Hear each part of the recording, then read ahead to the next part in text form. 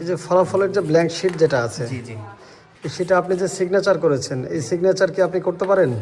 এটাতে এটা হ্যাঁ হ্যাঁ। এটা আসলে করা যায় না। আমি কাজ আগায় রাখার স্বার্থে কিছু করেছি এক কথায়। এমনি তো ফাঁকাই তো আছে সব, আল্লাহ রহমতে। কিন্তু আপনাদের নির্দেশনা কি আছে? নির্দেশনা অবশ্য এটা নাই যে করতে হবে। তাহলে এটা কেন কীভাবে করলেন এটা? এটা আমি কাজ আগায় রাখার স্বার্থে আসলে করেছি। সরাসরি তো এটা নিয়ে আপনার আপনাদের নিষেধ করা ছিল মনে হয়।